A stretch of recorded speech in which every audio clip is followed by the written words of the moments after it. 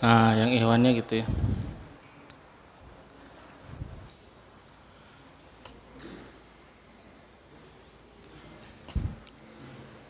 Bismillahirrahmanirrahim. Assalamualaikum warahmatullahi wabarakatuh. Alhamdulillah hamdan katsiran thayyiban mubarakan fih kama yuhibbu rabbuna wa yardah. Wa sallallahu ala Muhammadin wa ala alihi wa ashabihi wa man tabi'ahum bi ihsanin ila yaumiddin. Asyhadu an la ilaha illallah wa asyhadu anna Muhammadan abduhu wa rasuluh. Allahumma la ilma lana illa ma 'allamtana innaka antal alimul hakim. Allahumma anfa'na bima 'allamtana wa 'allimna ma yanfa'una wa zidna ilman. Ikhwan wal akhwat, a'azakumullah. Alhamdulillah di sore hari ini kita dipertemukan kembali oleh Allah Subhanahu wa taala melanjutkan thalabul ilmi kita, membahas tentang akidah, merupakan pokok agama yang wajib diketahui oleh setiap mukmin, setiap muslim, dan wajib diimani oleh setiap muslim. Siapa saja yang hilang landasan-landasan pokok ini, maka hancur keimanannya dan bisa juga hancur keislamannya. Kita telah membahas tentang iman atau mengimani Allah Subhanahu wa taala, bagaimana mengimani malaikatnya dan kitab-kitabnya. Hari ini kita akan membahas, sebelum masuki tentang iman kepada hari kiamat, kita akan mengkaji tentang sedikit iman kepada para nabi atau rasul-rasul Allah Subhanahu wa taala. Sebelum hari kiamat kita bahas dulu sedikit ini. Ikhwan wal akhwat, ketika Allah Subhanahu wa taala mewajibkan kita untuk beribadah kepada Allah, maka Allah menurunkan wahyunya. Untuk apa? Untuk dijadikan panduan. Ya. Setelah itu Allah memberikan wahyunya untuk jadikan panduan kita. Nah, yang menjelaskan panduan ini siapa? Yaitu adalah para nabi dan para rasul. Karena tidak mungkin orang bisa langsung memahaminya setiap orang. Maka Allah mengutus para rasul untuk mengajarkan tentang agamanya, memberitahukan mana yang Allah murkai, mana yang Allah cintai, mana yang Allah suruh, mana yang Allah larang. Jadi adanya nabi, adanya rasul itu ada fungsinya enggak? Ada fungsinya, ya, bukan cuma di lisan saja, bukan cuma omongan. Setiap orang kalau ditanya cinta sama nabi, ngomongnya cinta sama nabi. Ya, tapi bukan itu yang diminta. Yang diminta bukan hanya itu, tapi juga mengetahui cinta sama nabi itu seperti apa. Nah, maka oleh karena itu mengimani para nabi, para rasul itu ada poin-poin yang harus diimani oleh setiap muslim. Yang pertama setiap muslim harus mengimani bahwa Allah Subhanahu wa taala telah mengirim para rasul dan para nabi yang diutus semuanya oleh Allah Subhanahu wa taala dari sumber yang satu, yaitu Allah Subhanahu wa taala. Semuanya membawa kebenaran, semuanya menyampaikan tugasnya, tidak ada yang menyembunyikan tugas. Dan semuanya tidak bertolak belakang, ya. Rasulnya kaum Yahudi sama rasulnya kaum Nasrani sama enggak sama Nabi Muhammad SAW? Sama, yaitu adalah semuanya datang diutus oleh Allah Subhanahu wa taala. Ya, Nabi Musa siapa yang mengutus? Allah. Nabi Isa siapa yang mengutus? Allah. Nabi Muhammad juga yang mengutus Allah. Semuanya ada hubungannya, ya, semua para nabi dan para rasul. Nah, yang keliru adalah umatnya. Contoh orang Yahudi. Orang Yahudi teh bilangnya Yahudi itu artinya pengikut Nabi Musa alaihissalam. Dari kata hudna, kata Nabi Musa, inna hudna ilaik di Al-Quran, kami ya Allah kembali kepada engkau. Jadi orang Yahudi itu yang kembali kepada Allah bersama Nabi Musa.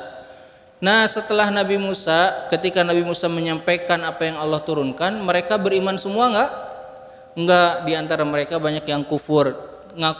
Kalau ditanya agamanya apa? Yahudi, tapi mereka kufur kepada Nabi Musa. Nah, setelah itu turun, diutuslah Nabi Isa, juga mereka kufur. Diutus Nabi Muhammad, apalagi mereka semakin kufur kepada para nabinya. Nah, jadi Yang keliru itu adalah umatnya ketika tidak mengikuti nabi dan rasulnya. Nabi Ibrahim, ya. Nabi Ibrahim adalah bapaknya para nabi. Sumbernya satu dari Allah Subhanahu wa taala. Jadi semuanya dari Allah Subhanahu wa taala. Yang kedua, ya. Semua para nabi dan para rasul, ya, mereka adalah semuanya bertugas mengajarkan tentang tauhid. Tujuan utamanya adalah agar manusia itu menyembahnya hanya kepada Allah dan tidak menyekutukan Allah Subhanahu wa taala. Itu tujuan intinya. Ya. Tujuan inti daripada diutusnya para nabi para rasul itu iyyaka na'budu wa iyyaka nasta'in. Enggak ada yang lain. Tujuannya hanya itu. Ya, tujuannya hanya itu. Kemudian yang ketiga, kita harus mengimani bahwa di antara para nabi dan para rasul ini punya kedudukan yang berbeda-beda. Allah sebutkan di dalam Al-Qur'an, tilkar rusulu faddalna ba'dahum ala ba'd. Itulah rasul-rasul yang kami kasih keutamaan satu sama lain berbeda-beda. Nah, maka ya, nabi-nabi itu yang Allah utus di muka bumi ada berapa? Di bumi ini ada berapa nabi yang pernah Allah utus? Ini jumlahnya aja nih, jumlahnya berapa? Berapa? 100? 120? 124. Ada yang lain? Ada? Jumlah nabi yang Allah utus, ya. Dalam riwayat disebutkan kurang lebih 120.000 nabi. Banyak nggak? Banyak. Kita taunya berapa kalau diajarin? 25. Dari mana 25 dalilnya? 25 dari mana dalilnya? Nggak tahu ya. Nanti tanya ke guru-guru atau ke ibu. Bu, dulu ngajarin 25 nabi itu dari mana? Ya, punya anak nggak yang sekolah agama? Tanya ke gurunya. Kalau anak tahu hafalnya cuma 25, tanya. Bu, ngajarin anak saya dua nabi itu 25 tuh dari mana dalilnya? Nabi itu jumlahnya 120.000 nabi dan rasulnya ada 315 rasul. Rasulnya ada 315 rasul. Apa bedanya rasul dengan nabi? Ya, dua-duanya diutus oleh Allah. Bedanya kalau rasul itu diturunkan wahyu kepada mereka, kitab. Yang kedua, mereka menetapkan syariat. Menetapkan syariat itu seperti sholat, saum, zakat. Kalau mencuri begini hukumnya, kalau mabuk begini hukumnya, yang ini halal, ini haram. Itu yang menetapkan siapa? Rasul. Kalau nabi tidak menetapkan. Nabi hanya menyampaikan kebaikan, mengajarkan, tidak menetapkan syariat. Nah, itu bedanya nabi dengan rasul. Nah, dari rasul yang 315 itu ada 5 rasulnya, yaitu disebut ulul azmi. Di dalam Al-Quran disebutkan ulul azmi minar rusul. Ada rasul-rasul yang disebut sebagai ulul azmi, yaitu adalah rasul yang memiliki keutamaan paling tinggi, yang memiliki keimanan lebih tinggi, paling tinggi, dan memiliki tugas paling tinggi, dan cobaannya juga paling tinggi. Ada berapa jumlahnya? Ada 5. Pertama siapa? Nabi Ibrahim alaihissalam, urutannya Nabi Ibrahim alaihissalam. Yang kedua, setelah Nabi Ibrahim itu adalah Nabi yang pertama salah. Yang pertama adalah Nabi Nuh alaihissalam. Yang kedua baru Nabi Ibrahim. Yang ketiga Nabi Musa. Yang keempat Nabi Isa. Dan yang kelima Nabi Muhammad SAW. Nah, dari semua nabi dan para rasul yang jumlahnya banyak tadi, Nabi pernah ditanya dalam riwayat yang sahih, wahai Rasulullah, kam kana minal Arab? Berapa jumlah nabi yang asli Arab? Yang asli Arab. Biasanya kalau orang bicara nabi, ya bicara Islam, bicara ibadah, sholat, ya orang-orang sering menyempitkan urusan ini dibawanya ke apa? Urusan apa? Arab, betul nggak? Ya, hidup jangan kayak Arab semuanya, katanya gitu. Emang dikiranya nabi itu semuanya Arab. Ya, tidak mengerti bahwa Allah mengutus para nabi para rasul itu ke semua yang ada di bumi. Berapa jumlah orang Arabnya? Nabi ditanya dalam hadis sahih, kam kana minal Arab. Kata Nabi, orang Arabnya adalah 4 orang. Banyakan orang Arabnya apa banyakan orang luar Arabnya? Banyakan orang non Arabnya. Dari 315 Rasul, yang 4 orang itu siapa saja?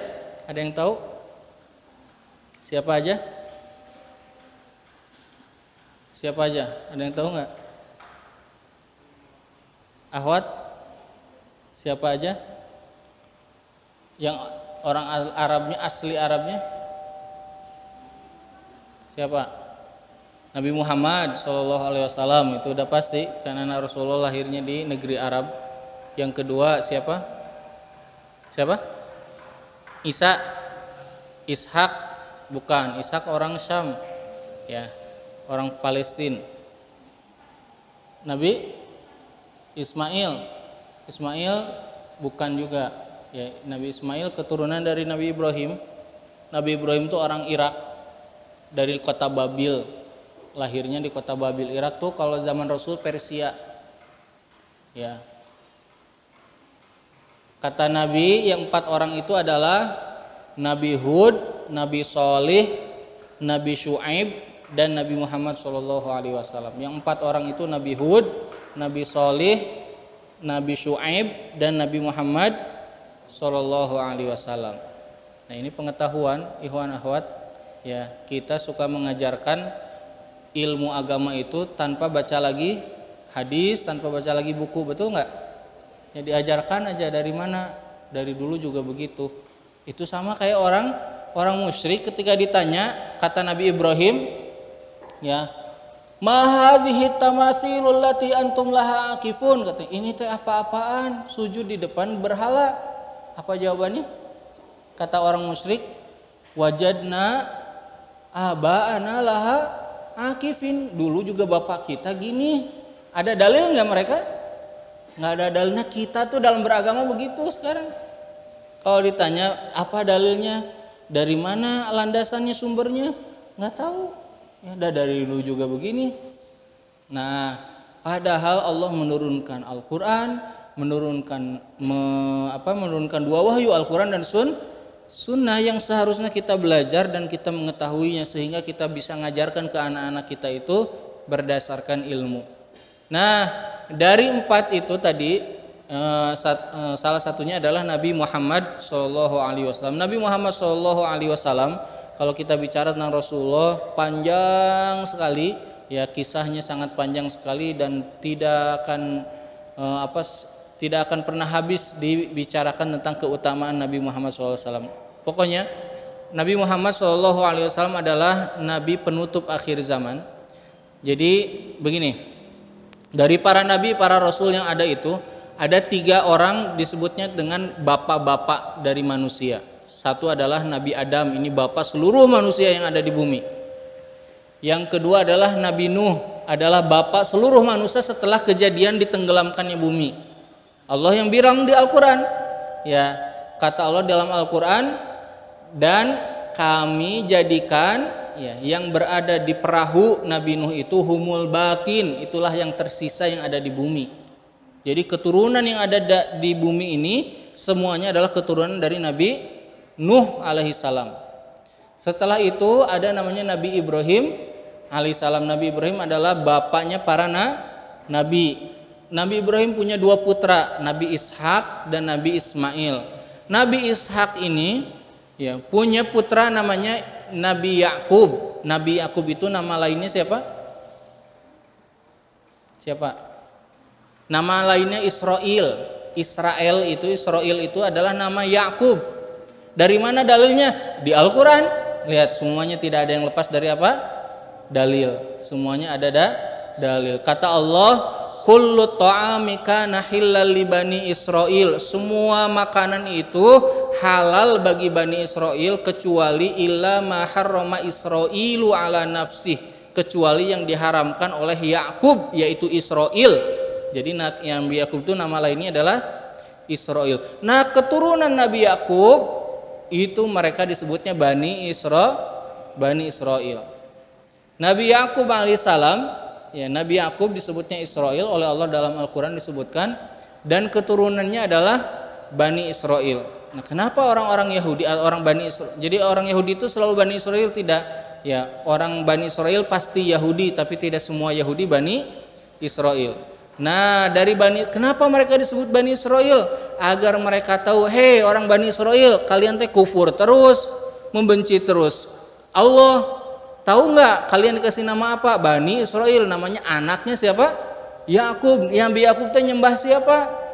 Nyembahnya Allah. Nabi Yakub itu dapat wahyunya dari Allah, nyuruhnya bertauhid, nyuruhnya berakidah, berislam.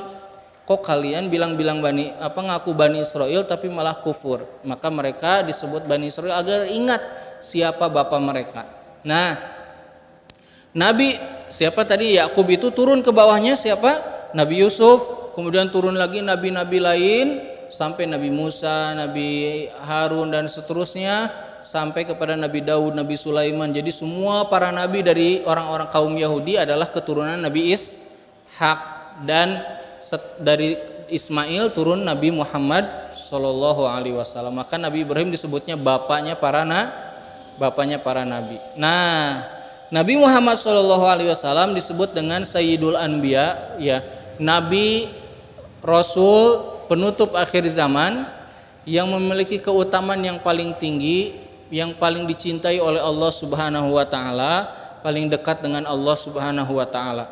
Nabi Muhammad Shallallahu alaihi wasallam adanya di muka bumi itu adalah rahmat kasih sayang Allah bagi kita semuanya.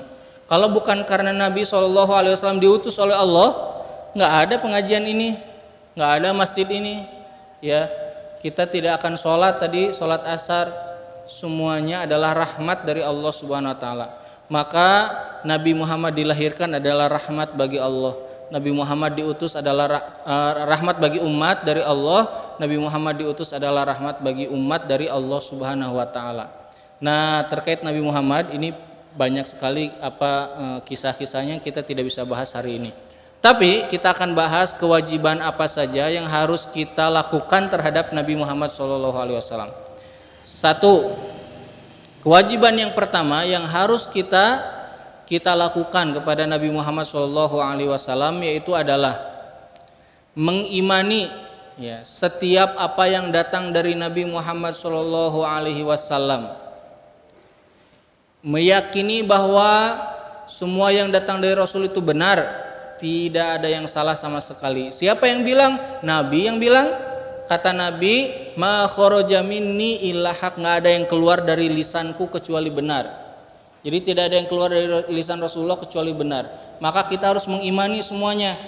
Kita harus meyakini bahwa semua yang datang dari Rasul adalah datang dari siapa? Allah Subhanahu wa taala. Tidak boleh ada keraguan sedikit pun. Orang mukmin ada keraguan sedikit pun dari apa yang datang dari Rasulullah, maka imannya rusak, langsung hancur. Ya, imannya akan hancur dan akan rusak. Maka ini kewajiban pertama. Kita harus mengimani apa saja yang datang dari Rasulullah. Nah, sekarang ikhwan akhwat, akhir zaman ini kebanyakan orang muslim, ngaku muslim itu kebanyakan senangnya berdebat tapi senangnya bertanya tapi bukan untuk beramal. Ya. Kalau zaman dahulu mereka fokusnya ke amal, pokoknya mengikuti. Nggak perlu dicari ini masuk akal apa enggak masuk akal. Kenapa? Karena akal kita itu rendah. Akal kita itu rendah maksudnya tidak bisa menjangkau ilmu Allah Subhanahu wa taala. Ya. Maka mereka fokus dengan amalnya, berbeda dengan kita. Ya, berbeda dengan kita hari ini. Nah, maka yang pertama kita harus mengimani. Kenapa? Ya, mungkin bisa jadi ada perkara-perkara yang kita ini nggak ngerti nih maksudnya apa ya, itu nggak masuk akal nih. Kita harus mengimani bahwa itu benar datang dari Allah dan Rasulnya. Ya, tidak boleh ada keraguan sedikit pun. Ya, tidak boleh ada keraguan sedikit pun. Lihat, ketika turunnya larangan minum khamar, mabuk-mabukan, ya, sahabat semuanya membuang arak yang ada di kota Madinah. Arak itu di kota Madinah bukan kayak di Bandung. Arak di kota Madinah tuh tiap dapur punya, digentong. Sekarang orang Bandung kalau buka di dapurnya naon nu aya, pasti aya di dapurnya. Ada nggak? apa gitu.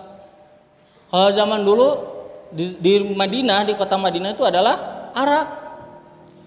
Berarti mereka orang-orang yang setiap hari minum apa?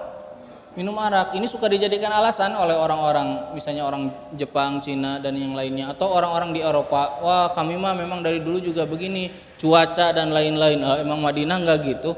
Madinah sama, kalau dingin sekali, ya kalau panas luar biasa. Nah, mereka peminum arak, mereka langsung buang semuanya. Kenapa? Karena mereka punya iman. Kalau Rasul berbicara, mereka langsung lakukan. Ketika turun perintah menutup aurat, kata Aisyah gimana?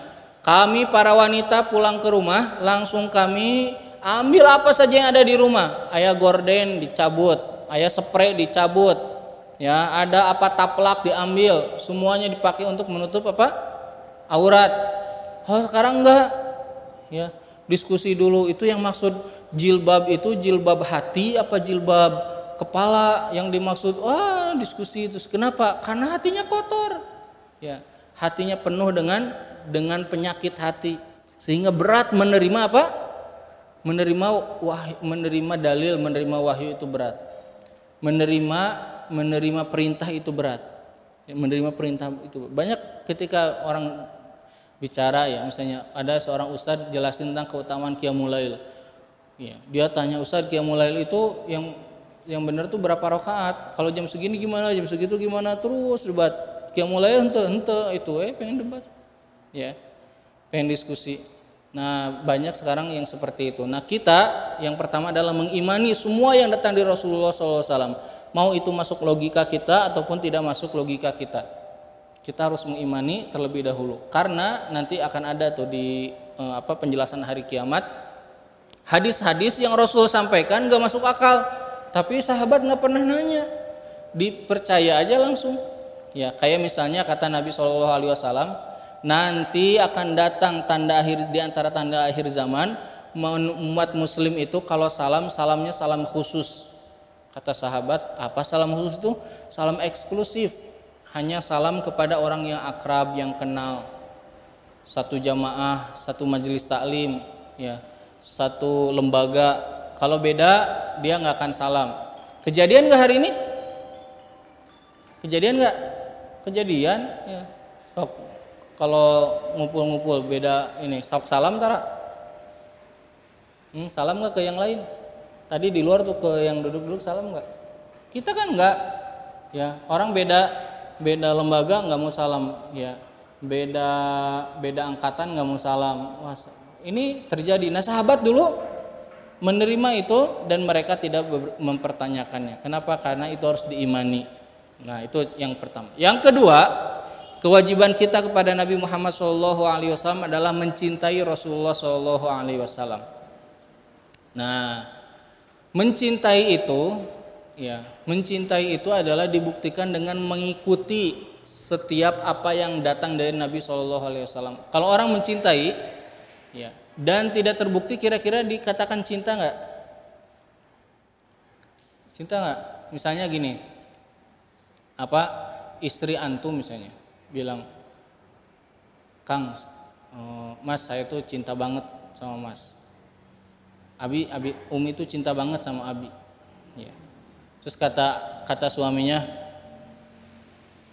Neng tolong dong bikinin teh. Terus istrinya datang, ini air putih aja ya, lagi malas ngambil gulanya.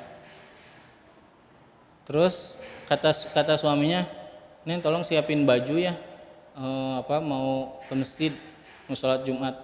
Sama istrinya disiapkan kaos, ini kaos aja, nggak mau baju. Pokoknya tiap disuruh membangkang. Cinta nggak? Nggak cinta yang begini mah. Ya, nggak cinta. Jadi di antara ciri cinta itu dia mengikuti apa yang dicintai oleh orang yang dicintainya dan menjauhi apa yang dia tidak cintai. Ya. Rasul tidak suka dengan sesuatu, dia akan menghindarinya. Begitu harusnya. Ya. Orang yang cinta itu mau makan. Misalnya istri lagi beli makanan, yang ini mah nggak beli. Kenapa? Kata temannya, kenapa nggak beli yang itu enak loh. Suami saya nggak suka. Nah, Kenapa dia? Karena dia tahu dia tuh cinta sama suaminya sehingga dia nggak mau ada yang tidak disukai oleh suaminya ada di depannya. Nah kalau cinta kepada Nabi itu ada, seharusnya dia mengikuti apa yang Rasul sukai, apa yang Rasul suruh, dan dia menjauhi apa yang Rasulullah larang. Kalau orang misalnya jangan begini, terus dia terus aja melakukannya, nah, itu bohong dia bilang cinta. Ya, kalau dia suatu hari bilang saya cinta kepada Nabi, itu bohong. Yaitu dia adalah dusta, yaitu adalah cinta yang bohong. Jadi ciri orang yang mencintai Rasulullah Shallallahu Alaihi Wasallam itu adalah mengikuti Rasulullah Shallallahu Alaihi Wasallam, menerima semua yang datang dari Rasulullah dan mengikutinya dalam setiap segala aspeknya. Gak ada mengatakan yang gini mah nggak usah ikutan Rasulullah. Atau kayak orang-orang sekarang itu, ya kalau dikasih tahu tentang urusan agama, mereka menganggap dirinya lebih tahu daripada Nabi Shallallahu Alaihi Wasallam. Banyak yang begitu. Kalau ditanya, Pak, dikasih tahu, Pak, itu punten itu teh salah, Pak, yang benar begini. Untuk iya ge benar. Enggak, kata Nabi begini. Enggak, yang benar begini. Enggak, ini sok tahu, ya. Nabi aja bisa disalahkan. Nah ini orang ini nggak cinta kepada Nabi, ini bohong. Dia mencintai Rasulullah SAW.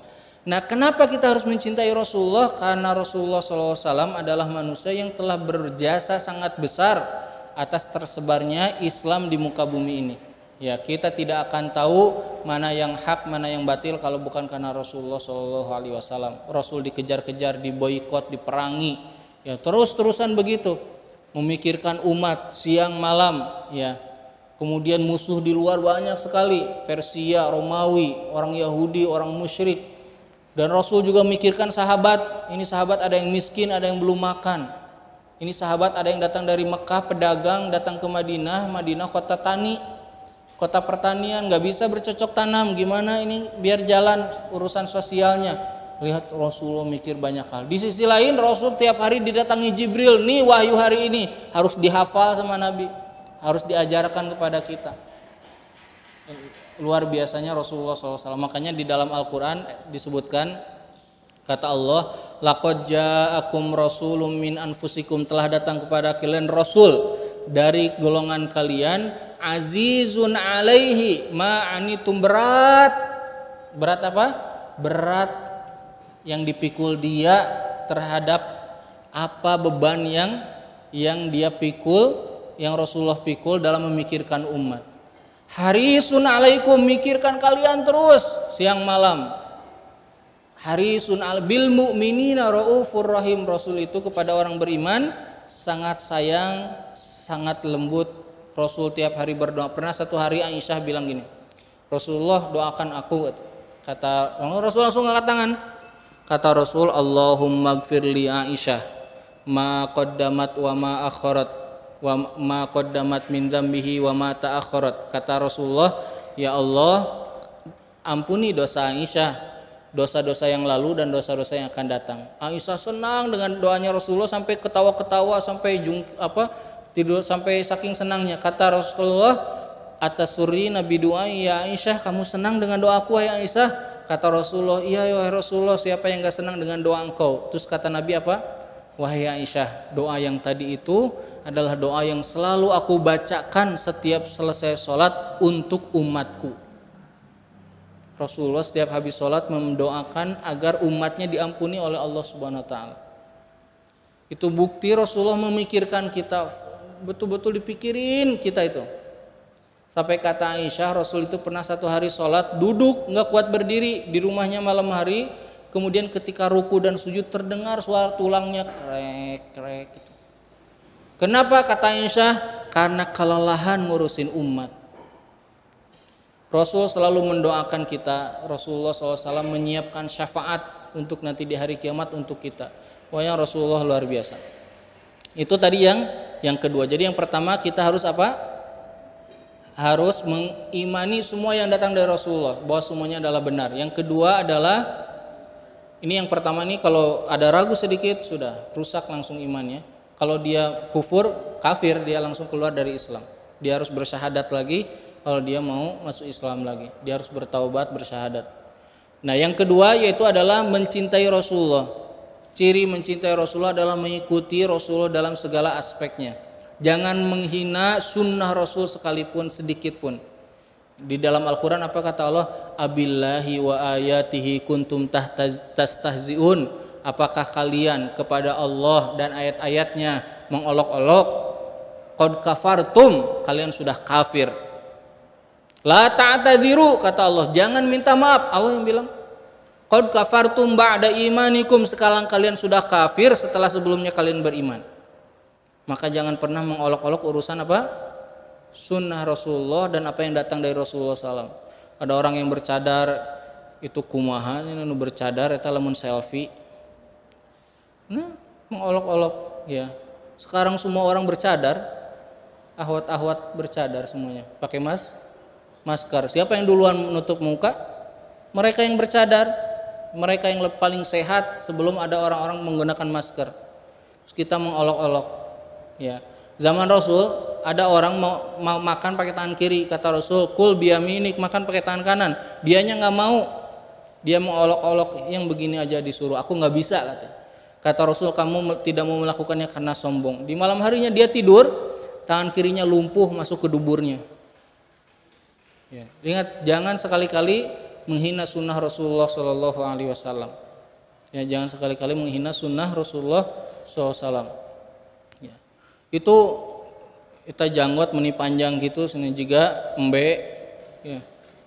Ini olok-olok bisa kufur itu ya. Bisa kufur juga embe ya. Bilang begitu udah, kalau di saling mengejek maka akan pernah selesai. Nanti kata yang berjanggut anu teu janggotan mah babi, mendingan jadi embe mending jadi babi sini gitu. Lihat ya, maka jangan pernah mengolok-olok apa? Jangan pernah mengolok-olok sunnah, mengolok-olok Islam, mengolok-olok apa yang datang dari Rasulullah Shallallahu Alaihi Wasallam. Yang terakhir yaitu adalah menjaga sunnah-sunnah Rasulullah Shallallahu Alaihi Wasallam. Itu kewajiban kita, menjaga sunnah-sunnah Rasulullah Shallallahu Alaihi Wasallam. Sunnah itu yang dimaksud bukan sholat sunnah, tapi segala aspek kehidupan Rasul yang Rasul contohkan ke kita itu harus dijaga. Kalau orang, punten ya, ini saya ingin kasih rahasia ya. Kalau orang hidup di rumah itu selalu mengikuti sunnah Rasul, insya Allah lebih tentram, lebih nikmat, lebih indah daripada mengikuti sunnah Rasul. Contoh, kalau setiap beraktivitas orang itu berdoa, insya Allah lebih baik daripada tidak berdoa. Kalau setiap harinya ngajarin ke anaknya aktivitasnya sesuai dengan contoh Rasulullah, insya Allah lebih baik. Saya pernah beberapa kali sering mencontohkan begini di rumah, misal gini, kalau sudah maghrib kata Nabi, kalau sudah maghrib tutuplah pintu-pintu rumah kalian, jendela-jendelanya, masukkan anak-anak kalian ke rumah, karena di waktu maghrib dan isya setan pada berkeliaran. Pernah dengar itu? Kita lakukan, anak bisa lebih tenang ya, rumah lebih, setan gak masuk rumah ya, di rumah baca Al-Quran. Kemudian kalau mau tidur apa kata Nabi? Kalau mau tidur bahasa Sunda mah keprukan heula eta non kasurna. Kenapa? Karena kata Nabi kalau tidak ya di situ ada setan yang sudah tidur duluan dan kau akan tidur bersamanya. Keprukan sambil berdoa, bismillah, a'udzubillahi minasyaitonirrajim, keprukan. Saya pernah berkali-kali mempraktekkan ini di rumah waktu anak saya bayi ya. Dicoba nggak dikeprukan, simpen tidur, malamnya bangun terus rewel bangun, terus setiap hari begitu dikeprukan di benar. Suka ada yang nanya, saat waktu bayi ngurus bayi suka begadang nggak pernah, kata saya. Alhamdulillah dari mulai bayi dari lahir gitu ya sampai sekarang udah gede ya, nggak pernah begadang. Nggak ada bangun terus nangis di eong gitu ya, nggak pernah kata saya. Cuma waktu itu aja, waktu saya nggak doain ngikutin sunnah Rasul itu. Tibra ya sesuai dengan begitulah Muslim itu kalau ngikutin sunnah Rasulullah SAW, naik kendaraan, keluar rumah begitu ya, naik kendaraan, ayah suami istri naik kendaraan tengah doa di jalan ribut tuh ya, pas saya macet ya, jalan ke mana, terus istrina jadi pundung, anak-anaknya jejeritan, wah Kata saya tuh, ini mungkin kurang doa. Coba kalau dari rumah tuh bismillah tawakkaltu 'alallah la haula wala quwata illa billah. Kata Nabi, siapa yang keluar rumah mengucapkan bismillah tawakkaltu 'alallah la haula wala quwata illa billah, dia akan dijaga oleh Allah sampai dia pulang. Naik kendaraan, subhanalladzi sakhkhara lana hadza wa ma kunna lahu muqrinin wa inna ila rabbina lamunqalibun. Gitu diajarin terus. Ya. Diajarin terus urusan seperti ini. Lihat sunnah-sunnah Rasul. Kalau kita pakai iman, ada pengaruhnya enggak keseharian kita? Ada pengaruhnya. Kita bisa lebih sehat, bangun tidur, cuci tangan, terus berdoa sebagaimana sunnah Rasulullah SAW. Maka jangan pernah menghina sunnah Rasulullah SAW. Jadi yang terakhir kewajiban kita kepada Rasulullah adalah apa tadi? Menjaga sunnah-sunnah Rasulullah dan memeliharanya, dan kemudian kita ajarkan kepada anak-anak kita, keluarga kita tentang sunnah-sunnah Rasulullah SAW. Ya. Ingat, kalau pakai dalil sunnah Rasul itu banyak yang keliru.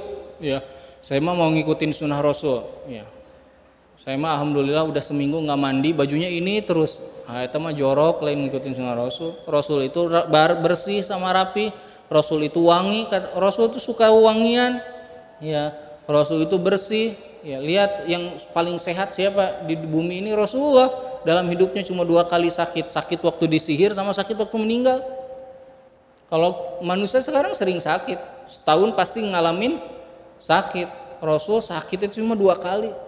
Ya, berarti Rasul manusia paling pola makannya hebat, pola minumnya hebat, olahraganya luar biasa. Rasulullah diriwayatkan pernah satu hari ada Rasul lagi di rumahnya, ada informasi ada rombongan di luar kota Madinah yang tidak diketahui itu siapa, musuh atau bukan. Rasul keluar rumah, ada kuda punya sahabat dipinjam Rasul, langsung loncat di atas kuda itu tanpa ada pelana, langsung ngebut sampai ke tujuan. Kata sahabat, ketika kami bergegas ke sana, kami kaget Rasul sudah ada berdiri di sana di atas kuda yang tanpa pelana. Berarti Rasul sangat gagah sekali, Rasul sehat, ya. Rasul mengajari kebersihan. Lihat, sekarang orang semua cuci tangan. Siapa yang ngajarin cuci tangan terlebih dahulu? Rasulullah. Kata Nabi, kalau bangun tidur jangan megang apa-apa sebelum apa? Cuci tangan. Ada hadisnya. La tadkhulu, janganlah engkau masukkan tangan kalian ke satu wadah atau ke satu makanan, ke satu tempat sebelum kalian mencuci tangan. Sekarang orang sibuk cuci tangan. Ini bagus nih. Dari dulu Islam udah gini. Ya, dari dulu begini Islam. Kitanya aja muslimnya yang nggak ngerti Islam, ya, yang kitanya terbelakang terhadap agama kita. Rasulullah mengajarkan, kan ada orang misalnya ahli kesehatan tidur itu harus lebih awal, ya, kemudian bangun di awal waktu karena udara masih segar dan fresh dalam pikiran. Rasul sudah ngajarin yang begitu, ya, tidur lebih awal, bangun sepertiga malam terakhir. Bahkan kata Nabi, tasaharu fa inna fis sahuri, bangunlah di waktu sahur karena di waktu sahur itu ada keberkahan. Ya. Ini semuanya sudah diajarkan dalam Islam, sudah diajarkan. Ya, dalam Islam. Ada kemarin ya, saya beberapa waktu lalu ngobrol sama seseorang terus bilang, "Ustaz, olahraga yang paling bagus itu sekarang, Ustaz, apalagi lagi pandemi begini untuk anak-anak tuh renang, Ustaz." Kata saya, anak saya alhamdulillah dari usia 6 bulan sudah dilatih renang. Sekarang anak saya 3 tahun setengah sudah bisa renang di yang dalam pakai pelampung tangan atau pakai yang di pinggang. Udah bisa renang. Kata saya udah diajarin. Tahu nggak kenapa? Nabi nyuruh begitu. Kata Nabi, alimu awladakum bisibahati warimaya warukubatul khail. Ajarkan anak-anakmu renang, memanah, nunggang kuda mah tegaduh keun wengke, ya, kolam mah aya banyak. Nah, sekarang mah ajarin renang dulu. Ini udah ada dalam Islam. Kitanya aja yang kita ini tertinggal, nggak ngerti agama kita, nggak ngerti Rasulullah SAW. Nah, ini poin-poin yang harus kita imani, yang harus kita lakukan terhadap Rasulullah SAW. Berikutnya yaitu adalah iman kepada hari kiamat. Setelah mengimani iman kepada Nabi dan para Rasul, yaitu adalah beriman akan adanya hari kiamat. Sekarang saya mau tanya, beriman kepada akan adanya hari kiamat itu cukup nggak dengan mengimani akan ada hari kiamat? Cukup nggak? Nggak cukup. dikatakan oleh para ulama, jumhur ulama tidak dikatakan beriman orang yang hanya mengimani akan ada hari kiamat kecuali dia mengimani beberapa hal yang ada di dalamnya. Ya, apa saja yang ada di dalamnya? Satu, dia harus mengimani adanya tanda-tanda hari kiamat. Adanya apa? Tanda-tanda hari kiamat. Tanda hari kiamat itu ada tanda hari kiamat yang kecil, ada tanda hari kiamat yang besar. Tanda hari kiamat yang kecil itu ada yang pernah terjadi dan tidak terulang lagi. Saya ulangi lagi ya. Tanda hari kiamat itu ada yang kecil dan ada yang besar. Yang kecil dibagi dua. Ada yang pernah terjadi tidak terulang lagi, ada yang pernah terjadi dan terus-terusan terulang. Yang pernah terjadi dan tidak terulang lagi diantaranya adalah wafatnya Rasulullah SAW dan diutusnya Nabi. Kata Nabi, bu'itsu ana wasa'ati kahatain. Aku diutus dengan hari kiamat itu dekat seperti ini. Berarti adanya Nabi Muhammad sudah berarti tidak akan ada lagi Nabi. Jibril nanti akan selesai turun ke bumi menyampaikan wahyunya, berarti sudah kehidupan di dunia sudah selesai. Berarti dunia sebentar lagi akan hancur. Nah, itu tidak terulang lagi karena Rasul sudah wafat. Ada tanda hari kiamat yang kecil tapi terus-terusan terulang. Ya, terus-terusan terulang. Seperti misalnya apa? Di antara tanda hari kiamat itu adalah misalnya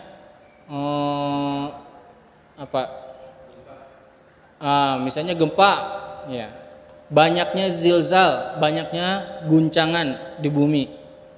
Ya, atau misalnya lagi di antara tanda hari kiamat itu misalnya banyaknya orang yang menghalalkan khamr dan memberi nama dengan nama lain. Ima ada lain khamr, ima bir bintang, tinggal di judulnya ge bir bintang.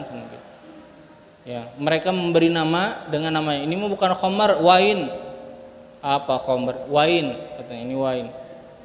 Ya, memberi nama dengan nama yang lain. Ada enggak sekarang? Ada, terus-terusan ini akan ada. Terulang terus. Kemudian di antara tanda akhir zaman di antaranya apa? Orang melakukan perbuatan zina terang-terangan. Ya, jualan terang-terangan tuh para pelaku-pelaku zina. Ngumumin di media di televisi misalnya. Nggak malu, biasa aja. Ya, biasa aja nggak malu. Ya. Terus malah ketika dia bilang ya saya ini ujian bagi saya, wah dipuji sama orang-orang, wah hebat, kamu memang hebat, idola kami katanya. Barodo mengikuti lagi. Ya fansnya itu kayak nggak punya akal sehatnya kemana gitu. Akal sehatnya udah berubah gitu, akal sehatnya sudah berubah. Nah itu tanda hari kiamat. Ada tanda hari kiamat yang kecil tapi belum terjadi, Misal kata Nabi SAW, mungkin sekarang sudah terjadi.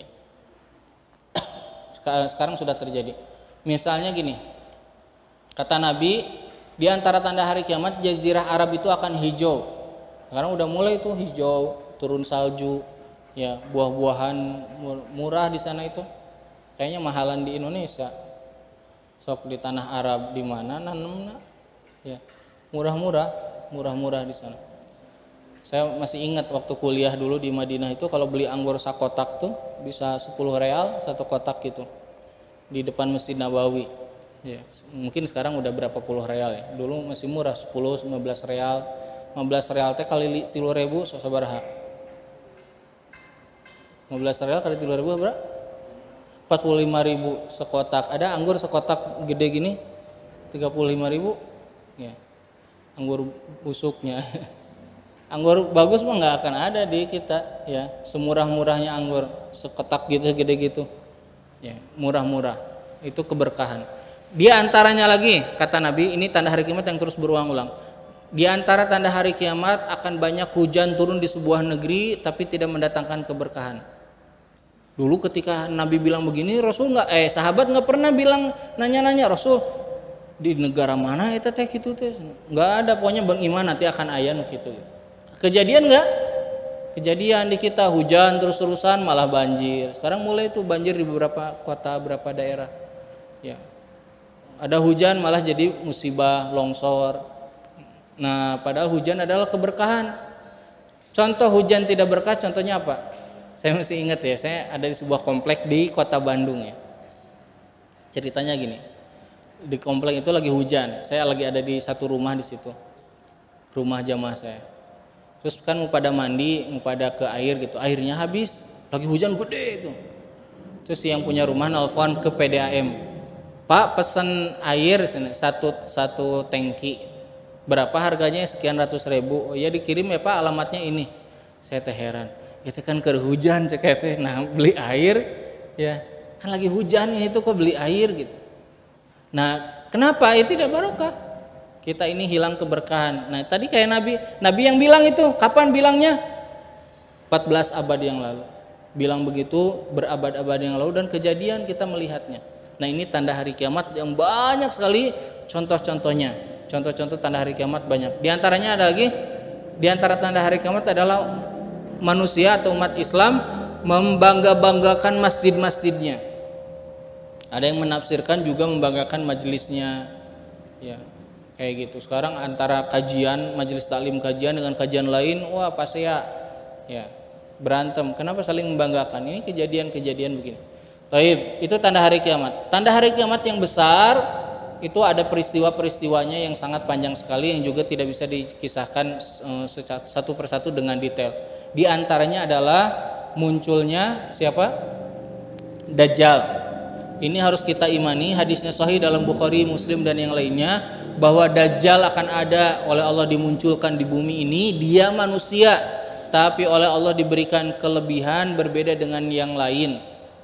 Kalau manusia zaman dahulu yang ngaku Tuhan, itu mereka yang ngaku Tuhan ya, mereka itu tidak punya kemampuan. Fir'aun ngaku Tuhan, Fir'aun bisa mensulap gunung jadi emas tuh. Enggak, manusia biasa aja makan. Nah, kalau Dajjal enggak, disebutkan dalam hadis Dajjal itu bisa menumbuhkan tumbuhan yang kering-kering kebun bisa ditumbuhkan. Enggak ada buahnya bisa jadi lebat sama Dajjal itu. Yang sakit bisa disembuhkan. Firaun bisa gitu enggak? Enggak. Namrud bisa enggak? Enggak. Cuma ngaku Tuhan doang. Ini mah Dajjal tuh nanti bisa melakukan itu. Dalam riwayat lain disebutkan Dajjal itu bisa mengeluarkan isi bumi. Tembaga, emas, perak bisa dikeluarkan sama Dajjal. Kemana Dajjal pergi maka isi bumi bisa ikut dengan dia. Makanya disebutkan tidak ada fitnah itu ujian. Yang paling berat yang akan dialami oleh manusia melainkan daripada fitnah Dajjal. Karena kalau udah bertemu dengan dia itu adalah fitnah ujian paling berat. Orang susah untuk tidak mengikutinya. Makanya kita setiap sholat berdoa ya min fitnatil mahyaya wa min fitnatil masih dajjal. Ya, kita selalu berdoa dari ujian dengan ketemunya dengan Dajjal. Dajjal ini. Nah, kemudian oleh Allah diutusnya Imam Mahdi. Mahdi ini ada sahih dalam hadisnya, harus kita imani. Dia kata Nabi keturunanku, namanya sama denganku. Dia keturunan dari keturunan Nabi, keturunan dari Fatimah. Ya, siapa itu? Wallahu a'lam. Kita tidak tahu. Sekarang pada nyarinya kayaknya ini sana. Aneh gitu kok nunjuk-nunjuk emang udah pengen hari kiamat gitu. Ya, saya mah takut kalau udah ada Imam Mahdi berarti Dajjal udah ada gitu ya. Harusnya kita itu takut. Kenapa? Karena orang yang ketemu Dajjal itu akan muncul di masa-masa yang sangat berat di bumi itu. Berarti kita di zaman itu sekarang orang-orang ada ustadz-ustadz yang mencari ini Dajjal tuh cirinya begini, ada tuh di daerah ini simbolnya begini begitu. Ya. Padahal Nabi itu tidak pernah nyuruh kita mencari kapan hari kiamat ada, nggak pernah Rasul. Rasul pernah ditanya sama sahabat, ya Rasulullah, orang Ansor, hadis sahih. Rasulullah kapan hari kiamat? Nabi nggak bilang ya kira-kira begini, enggak. Nabi balik nanya, kata Nabi, wa madza a'dadtalah, kamu udah siap-siap apa? Katanya gitu. Nggak pernah dijawab. Ya, jangan nyari-nyari tanda-tanda hari kiamat. Ya, kita imani ya, dan nggak perlu dicocok-cocokkan nih ini sama dengan yang ini ya. Nah, setelah itu Allah turunkan Nabi Isa alaihi salam. Ya, karena Nabi Isa diangkat oleh Allah disebutkan dalam surat Ali Imran. Nabi Isa nanti diturunkan, Nabi Isa bersama Imam Mahdi. Mereka berdua ya menghancurkan Dajjal. Ya, mereka menghancurkan Dajjal dan Nabi Isa membunuh Dajjal. Nah, setelah itu nanti manusia dalam keadaan Islam semuanya. Setelah itu umat Islamnya diwafatkan semuanya, sehingga di bumi tidak ada lagi kalimat Islam, kalimat Allah, semuanya kufur. Setelah itu barulah diterbitkan matahari dari mana? Dari barat. Setelah itu muncul asap, muncul api dan seterusnya, dihancurkanlah hari kiamat. Itu namanya proses hari kiamat. Ini panjang, tidak bisa saya ceritakan dalam waktu yang sangat singkat. Tapi kita yang penting mengimani poin-poinnya. Yang kedua, tadi kan mengimani tanda-tanda hari kiamat. Jadi kita dikatakan beriman kepada hari kiamat itu harus mengimani beberapa hal. Tadi mengimani tandanya hari kiamat. Yang kedua, mengimani adanya kematian dan adanya alam barzakh. Ya, mengimani adanya kematian dan adanya alam barzakh. Ada orang yang tidak mengimani kematian, ada ya nggak mau mati, ya pengen abadi katanya di bumi. Ya, ada yang begitu. Kemudian ada yang tahu mati tapi tidak mengimani adanya alam barzakh, akan ditanya nanti di alam kubur. Sok suna gali, nah teu aya tuh suna sok coba digali. Mana malaikatna kita aya sempit suna gimana didudukan, namanya juga alam barzakh. Tahu nggak barzakh itu apa? Barzakh itu pembatas dari alam satu dengan alam yang lain. Jadi sudah nggak bisa dipakai akal lagi, alamnya beda. Ya, makanya ada di Al-Quran barzakhun la yabghiyan. Ada tentang dua lautan, ya dia beda warna airnya, rasanya. Barzakhun, di antara keduanya ada pembatas la yabghiyan, nggak bisa bercampur. Beda alam. Barzakh itu, makanya alam barzakh itu alam yang memisahkan alam kita dengan alam yang lain, maka disebut alam barzakh. Nah, kita harus mengimani bahwa kita akan berada di alam barzakh dalam waktu yang wallahu alam sangat lama sekali, sampai terjadinya hari kiamat, dibangkitkannya manusia. Kita harus mengimani kita akan ditanya nanti di alam barzakh. Nah, maka kalau muslim tahu begini, dia akan persiapkan diri untuk itu. Karena malam yang paling mengerikan itu adalah malam pertama di alam barzakh. Kata Nabi dalam hadis riwayat Utsman bin Affan, alam kubur itu adalah perjalanan pertama bagi umat manusia dalam waktu yang sangat panjang. Dan diriwayatkan lagi, alam kubur itu adalah, kematian itu adalah hari kiamatnya setiap manusia. Kalau ditanya hari kiamat itu kapan, wallahu alam. Tapi kalau hari kiamat setiap pribadi kita, itu adalah kematian. Kematian kita itu adalah hari kiamat kita. Karena setelah itu kita akan hidup dalam zaman dalam masa-masa yang panjang dalam penghisaban. Nah, kemudian yang ketiga, mengimani bahwa alam semesta ini akan dihancurkan. Yang ketiga nih, tadi satu apa? Mengimani adanya tanda-tanda hari kiamat sesuai dengan dalil. Yang kedua, mengimani adanya kematian dan adanya alam barzakh, adanya fitnah kubur, adanya nikmat kubur, adanya siksa kubur, ada semuanya dalilnya. Kata Nabi, yang tidak bisa menjawab akan dipukulkan dengan pukulan yang bisa didengarkan oleh semua makhluk kecuali jin dan manusia, jeritannya itu. Nah, yang kedua, yang ketiga yaitu tadi apa? Udah belum? Yang ketiga sekarang yaitu adalah mengimani bahwa alam semesta ini semuanya akan hancur, semua makhluk akan mati, yang hidup hanya siapa? Allah subhanahu wa ta'ala. Nanti akan ditiupkan sangkakala, semuanya akan dihancurkan, akan dimatikan. Allah kemudian mengatakan limanil mulkul yaum, kata Allah, kerajaan milik siapa sekarang? Siapa yang berkuasa sekarang? Tidak ada yang menjawab. Lillahil wahidil qahar, kata Allah, hanya milik Allah kekuasaan hari ini. Enggak ada makhluk. Setelah itu kata Nabi akan dibiarkan beberapa waktu yang kita tidak tahu berapa lama. Setelah itu baru ditiupkan sangkakala yang kedua, diturunkan hujan, barulah hidup lagi makhluk-makhluk. Nah, itu yang ketiga. Yang keempat, harus mengimani bahwa semua kita ini manusia dan jin, ya, dan yang Allah kehendaki semua itu akan dibangkitkan nanti di yaumil akhir, di yaumil mahsyar, namanya hari kebangkitan. Kata Nabi, ini nanti mungkin kita akan masuk ke pekan berikutnya ya, karena ini panjang. Kata Nabi, yuhsyarun nasu yaumal qiyamati hufatan uratan gudla. Manusia akan dibangkitkan nanti dari alam kuburnya dalam keadaan telanjang, tidak beralas kaki dan tidak dikhitan. Kata Aisyah, Rasulullah, tidak berpakaian, katanya telanjang. Gimana nanti laki-laki ngelihat wanita? Kata Rasulullah, hari tersebut adalah hari yang berat, tidak akan mempedulikan orang lain. Jangankan di hari kiamat, gempa saja, gempa ya, saya lihat tuh berita-beritanya, waktu gempa di beberapa kota di timur itu ada orang yang lari waktu tsunami itu, ada orang yang lari sampai puluhan kilo, terus dia setelah itu baru nyadar anaknya tertinggal. Lihat, itu baru gempa. Nanti di hari kiamat udah nggak mikirin lagi, semuanya pusing mikirin apa yang akan dia hadapi penghisaban nanti di hari kiamat. Kemudian kata Nabi, yang pertama kali akan dibangkitkan adalah aku, Nabi Muhammad SAW. Dijemput oleh Jibril, ditanya, wahai Jibril, ini hari apa? Kata Jibril, ini hari yang Allah janjikan. Kata Rasulullah, ini hari yang berat wahai Jibril. Kemudian Rasulullah berangkat bersama Jibril.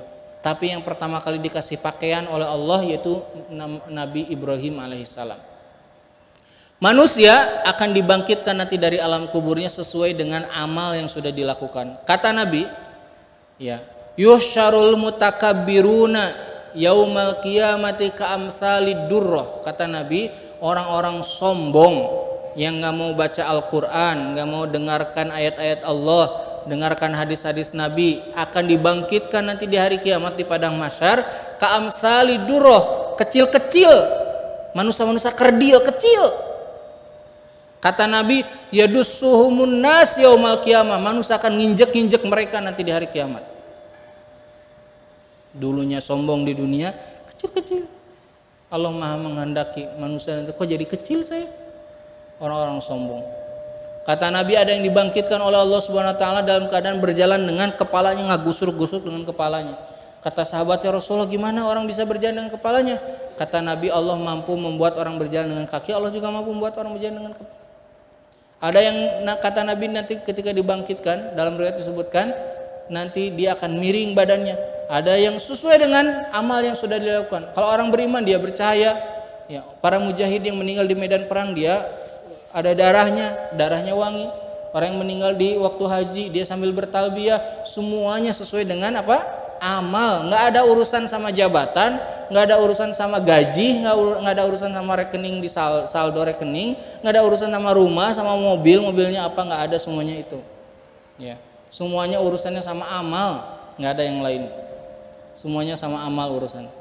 Nanti semua kata Nabi, wasyamsu tadnu, matahari akan mendekati manusia 1 mil. Wallahu alam yang dimaksud mil itu apa. Kemudian fayarikun nas, kata Nabi, manusia akan berkeringat sesuai dengan dosanya. Ada yang keringatnya menutupi mata kakinya, menutupi betisnya, menutupi perutnya, ada yang menutupi telinganya, ada yang tenggelam dengan keringatnya. Dia saking beratnya di hari itu. Dan hari itu manusia akan dibariskan berapa baris. Allah sebut di surat Al-Kahfi. Hari ini kita baca surat Al-Kahfi.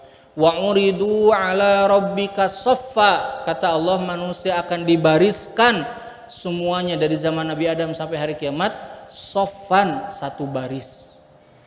Kebayang tuh? 1 baris. Semuanya akan ngantri untuk dihisab.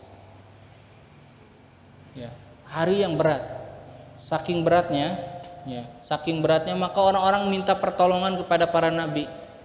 Datang ke Nabi Nuh minta tolong syafaat, ke Nabi Adam, kemudian ke Nabi Nuh, ke Nabi Ibrahim, ke Nabi Musa, ke Nabi Isa, semuanya bilang nafsi nafsi, sendiri-sendiri. Hari ini Allah marah besar, tidak pernah marah seperti ini sebelum dan sesudahnya.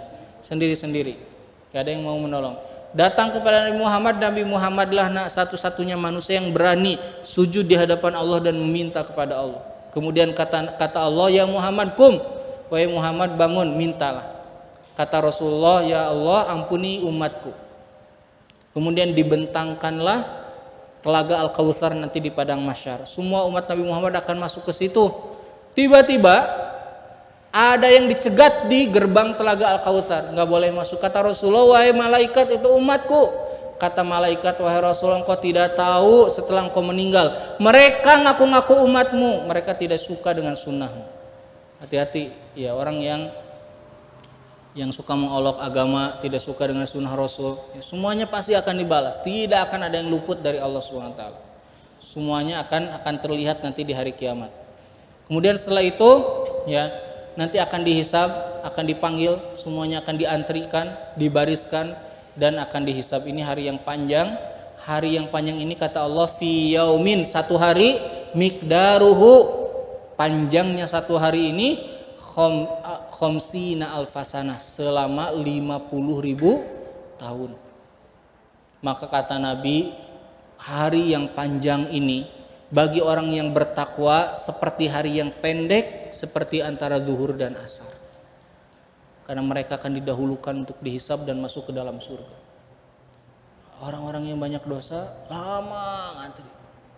Ya, nanti satu urusan dipanggil si A, si B, wah terus kata Nabi nanti akan ada orang yang muflis, bangkrut, amalnya habis. Kenapa? Waktu di dunianya ngomongin ini, fitnah ini, hasud ini, terus itu di banyak dosa jariahnya itu di medsos. Wah, ya, naudzubillah.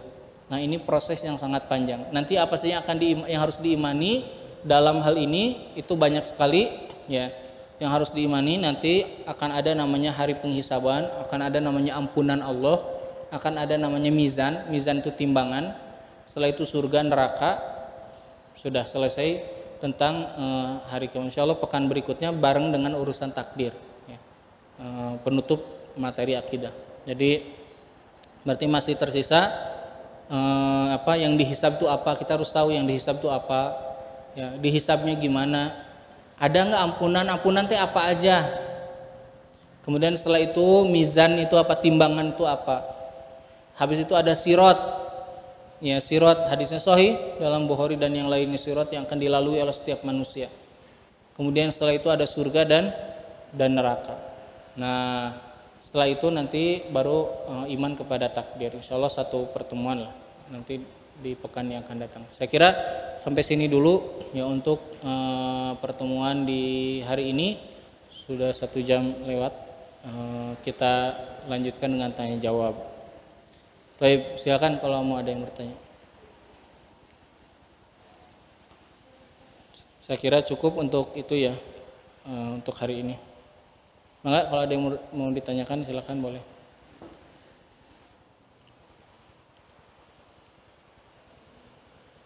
Ada, silakan.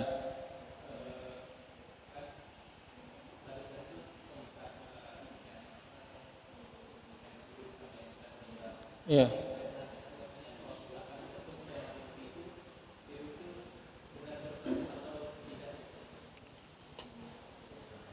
Ada, itu menjadi khilafiyah ya yang dimaksud di situ. Ada yang mengatakan ruh orang-orang beriman. Ya, ingat, ruh orang-orang beriman mereka bisa memberitahu atau bertemu dengan keluarganya yang beriman di dunia. Ini dikuatkan oleh Ibnul Qayyim al-Jauziyah, tapi ada yang mengatakan itu kabar gembira saja, ada yang mengatakan wallahu alam, itu khilafiyah. Tapi bisa jadi ya, karena orang beriman ruhnya dia di tempat yang mulia, kemudian bisa jadi ada yang diizinkan ya, diizinkan dan dia tidak bertemu dengan di dunia, ketemunya ruh tuh ketemunya kalau kita tidur. Saya mau tanya, kalau kita tidur ruh kita di mana? Tahu nggak? Kita nggak tahu ruh kita di mana. Makanya tidur yang dalam itu, tidur yang nyenyak pulas itu disebutnya kematian kecil. Sebutnya kematian kecil. Kita kan nggak sadar ya, kamu kebluk sok dipindahkan nggak, udah mau sadar mau ya, dipindahin kemana-mana juga nggak akan sadar ya. Ada di pinggirnya ada kebakaran gitu juga nama tibrawe, itu namanya kematian kecil. Nah di mana ruhnya? Nah itu yang kita tidak tahu. Alam ruh juga sama alam gaib kita tidak tahu. Sama ketika kita sebelum lahir, di mana ruh? Misalnya antum punya anak atau antum punya istri yang sedang hamil ya, terus janinnya baru mau 4 bulan. 4 bulan itu kan datang ruh. Nah ketika sebelum 4 bulan ruhnya di mana? Tahu nggak? Kita nggak tahu, karena alamnya itu alam yang lain, alam yang gaib. Gaib itu maksudnya gaib itu tidak bisa dilihat oleh mata, tidak bisa dijangkau oleh kita. Nah bisa juga karena ruh orang beriman itu sampai ke situ, dan memang ada hadisnya, ada riwayatnya. Dan itu salah satu yang dijelaskan oleh Ibnul Qayyim al-Jauziyah tentang pertemuan, dan yang lainnya juga banyak yang menguatkan itu ada kisah salaf dulu, dia itu menitipkan sesuatu ya, kalau nggak salah harta atau apa gitu. Kemudian dia bangun di mimpinya, dia bermimpi kemudian ketemu dengan temannya yang meninggal itu, ngasih tahu itu titipan saya ada di sini di sini. Kemudian dia bangun, dilihat benar ada. Ya. Dan ini mungkin bagi orang-orang yang Allah izinkan, semuanya adalah sesuai dengan kehendak Allah Subhanahu wa taala. Sama seperti Rasul bertemu dengan umatnya dalam mimpi. Ada nggak hadisnya? Ada hadisnya sahih. Ya, hadisnya sahih, dan Rasul tidak bisa disurapai oleh setan. Maka Rasul pasti bisa. Nah, Rasulnya di mana? Udah meninggal, di alam ruh, ketemu dengan ruh lagi gitu. Yang kita tidak tahu di mana tempatnya. Tapi mimpi itu tidak bisa ditafsirkan secara mutlak. Kalau begini A maknanya B, kalau C maknanya D gitu. Nggak bisa. Ya, jadi mimpi itu berbeda-beda tergantung kondisi. Kan ada orang yang tabir mimpi ya. Kalau misalnya begini, saya teh mimpi di rumah rumah bocor, oh sebentar lagi akan dapat gaji gede gitu. Itu enggak nanti kalau ini disamakan terus dia bilang, saya mah enggak kerja, nanti mana ya gajinya, kumaha lamun disamain gitu ya. Nah, jadi itu nggak bisa disamakan urusan mimpi. Kalau urusan mimpi itu ada dalilnya di hadis Bukhari.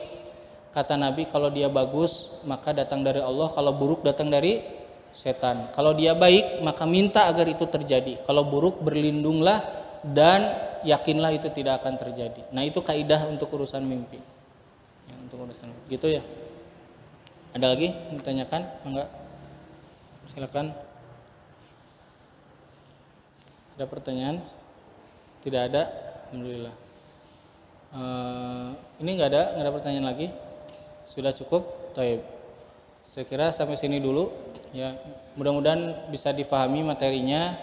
Dan ingat ya, apa yang saya sampaikan di majelis ini itu 75%-nya adalah materi keilmuan.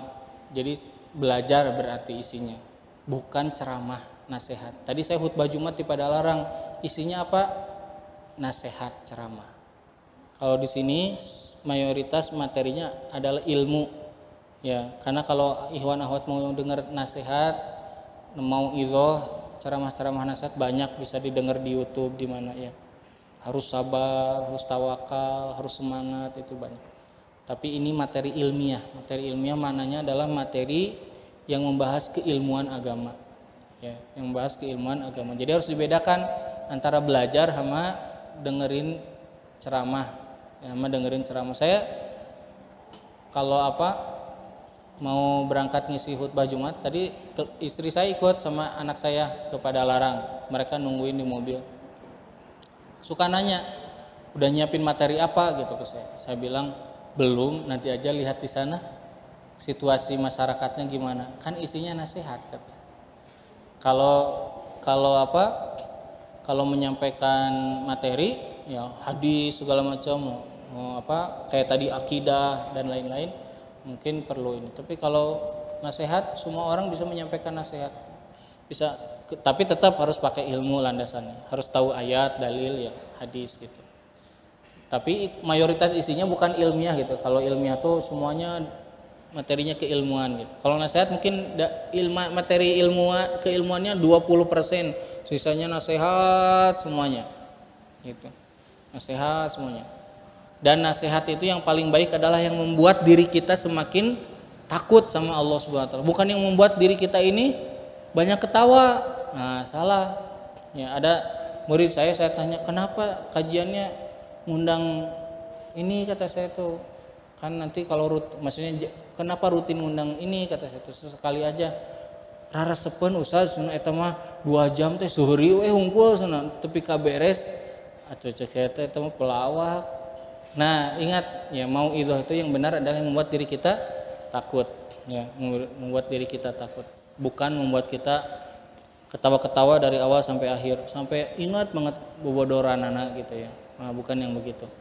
Nah, itu harus dibedakan ya antara belajar sama dengerin tausiah. Makanya materi ini tuh terus nanti akan ada materi sehingga kita itu kalau beragama tahu gimana caranya beragama. Kayak tadi tentang Nabi, oh ternyata banyak yang keliru memahami tentang Nabi. Oh, sunnah-sunnah banyak yang keliru kayak gitu. Nanti materi ini bisa dimurojaah, bisa diulang. Kalau suatu hari lupa didengerin lagi gitu ya, ada rekamannya, bisa didengerin lagi, terus nanti diulang-ulang. Oh iya kemarin tuh tentang ini gimana. Apalagi nanti kalau bicara fikih, ya fikih banyak orang kalau sholat itu atau kalau ibadah itu nggak pakai ilmu, ya wudu nggak pakai ilmu, wudu teh wudu, sholat juga demikian. Oh ditanya kok, nah sholat nak itu ada kio sholat mas gitu, nggak tahu gimana caranya, ya tentang najis, tentang apa nggak ngerti. Habis kencing ada sisa-sisa air kencing, bingung ini teh najis atau enggak ya, ragu. Ya. Lagi sholat ada bekas kerja, ada cat di tangannya, bingung ini teh sholat saya sah apa enggak ya. Terus azan jadi muadzin nggak pakai ilmu banyak. Saya pernah lihat muadzin berinya rande gitu azan, Allahu Akbar, Allahu Akbar, berinya rande, terus tuh wudu, ya Allah kata saya tuh nggak pakai ilmu, ya nggak pakai ilmu, nggak tahu azan tuh ada syarat-syaratnya yang harus dipenuhi, adabnya gimana, nggak pakai ilmu. Nah fikih itu penting, fikih tentang wanita banyak juga yang ya bagi yang tentang haid istihadah, wah itu rumit ya, tentang haid istihadah itu rumit ya. Nanti yang punya bayi sama ya, kalau nggak tahu ilmunya bingung ya, bingung. Nah ini penting, ilmu itu penting sekali kita belajar, dan semoga dengan ilmu itu, jadi gini, ilmu itu akan membuat kita punya center kalau hidup tuh, jadi di kegelapan tuh jadi ada senternya, dan membuat kita lapang dada kalau ada yang berbeda. Mau ribut kayak sekarang kita ribut terus, beda urusan fikih khilafiyah ribut. Dulu imam-imam zaman dahulu, Imam Syafi'i, Imam Ahmad, Imam Malik nggak pernah ribut, orang nu ribut ya kenapa? Karena nggak punya ilmu ya, ribut pas ya akhirnya udahlah sunnah biar adil gini. Misalnya tentang kunut, ini lucu ya. Tentang kunut subuh. Wah kalau imamnya kunut, yang pada nggak kunut kalau luar kabur ya. Atau bikin sholat sendiri. Atau sebaliknya, kalau imamnya nggak kunut, nanti yang kunutnya kunut sorangan, Allahumma hdina fiman hadait, itu imamnya teh keruku ke sujud gitu pada ini. Akhirnya ribut, akhirnya musyawarah sok atau kumaha senang arah adil. Terus kieu we cenah. Jadi kalau imamnya yang nggak kunut, nanti dia jangan langsung sujud, diam dulu, biarin makmum kunut. Terus kan infonya sampai ke saya, atuh teu sah cek saya. Imam nggak kunut, makmumnya kunut sendiri, atau batal, dia melakukan perbuatan di luar apa yang dilakukan oleh imam, batal. Nah kenapa nggak pakai ilmu? Ya, kalau nggak pakai ilmu tuh kacau jadinya, urusan ibadah itu jadi kacau. Ada lagi yang lucu gini, oh ini lagi musim musibah nih, ada kunut nazilah. Yah orang kunut we iraha we mulaina subuh we cenah subuh, urang 5 kali we heula ayeuna mah cenah 5 hari urang cobaan. Kunut nazilah na nyobaan kunut nazilah gitu. Jadi kenapa? Karena nggak punya ilmu. Ibadah tuh kayak main-main gitu. Jika heureuy sok, kalau orang kerja jika heureuy da pasti marah si pemilik perusahaan tuh ya. Langsung dikeluarin, kamu mah nggak benar kerjanya, main-main ya, nggak serius gitu. Ibadah itu harus ada ngikutin aturan. Nah ini fikih penting, urusan fikih penting sekali. Insyaallah nanti kita akan bahas ke sana. Baik, sampai sini dulu pembahasan kita di hari ini. Semoga ilmunya bermanfaat. Aku qouli hadza wa astaghfirullah li wa lakum fastaghfiruhu innahu wal ghafurur rahim. Walhamdulillah, wassalamualaikum.